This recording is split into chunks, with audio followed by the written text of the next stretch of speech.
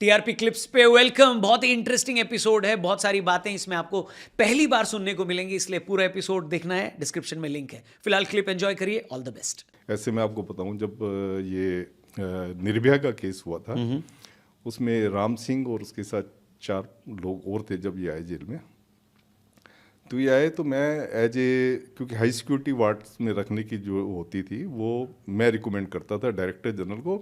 हमारी रिकमेंडेशन पे जो है हाई सिक्योरिटी वार्ड में रखते थे। तो मैंने डायरेक्टर जनरल को, जो उस टाइम पे थी, उनको मैंने कहा कि इनको जो है हाई सिक्योरिटी वार्ड में रख देते हैं, क्योंकि क्या होता है कि जब भी कोई रेपिस्ट जेल में आता है, और ख़ासकर ऐसे जन्मदेह अपराध में कोई है जेल में, तो प्रिजनर्स बड़े उसके खिलाफ होते हैं, बहुत खिलाफ होते हैं। मतलब उसकी पिटाई लगाते हैं, मार भी सकते हैं, मतलब आउट ऑफ कंट्रोल हो जाते हैं कई बार।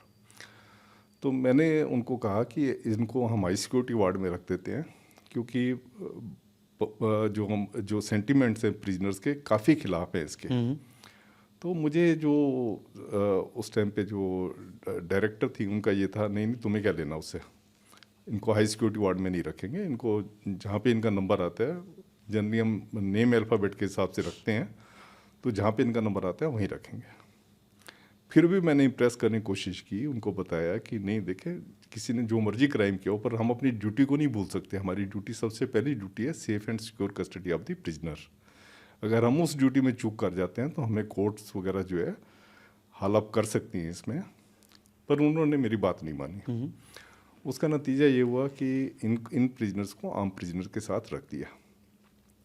तो राम सिंह जब जेल में आया था तो मैंने उससे पूछा कि तुमने क्राइम क्यों किया। तो उसने बताया कि सर हम तो झुग्गी झोपड़ी में रहते हैं, तो हमारे यहाँ तो जो है इस चीज़ को जो है, सेक्स वाली चीज़ को जो है, ये कोई क्राइम नहीं होता, ये हमारे यहाँ तो बड़ी आम बात होती है। और हम लोग शराब पी लेते हैं रात को, तो कौन औरत कहाँ पे है, कहते हमें ये पता नहीं होता। तो रामदास झुग्गियों में यहाँ पे कहीं रहते थे। रामदास झुग्गी क्लस्टर था आरकेपुरम के पास।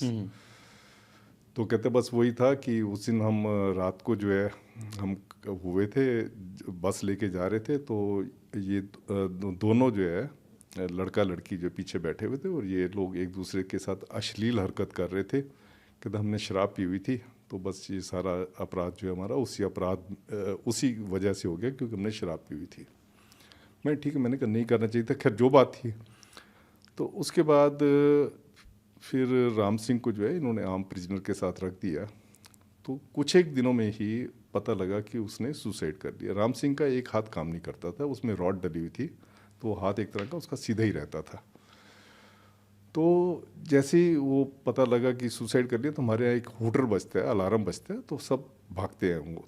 तो सबसे पहले भागने वालों में मैं उधर गया, पहुंचा तो देखा तो ये लटका हुआ था, नीचे बाल्टी पड़ी हुई थी, और ऊपर जो ग्रिल थी करीब करीब 10 फीट ऊपर होंगी, तो उस पर वो चढ़ के उससे साफा जो होता है, साफे से वो लटका हुआ था। और कैदी थे उस समय वहाँ पे? हाँ, उस समय 3 कैदी और थे वहाँ पे। तो निर्भया केस अपराधी ने सुसाइड किया था या मर्डर था उसका? हाँ, तो जब वो लटका हुआ था तो मैंने उनसे पूछा, मैंने कहा ये क्या हुआ, कैसे हो गया?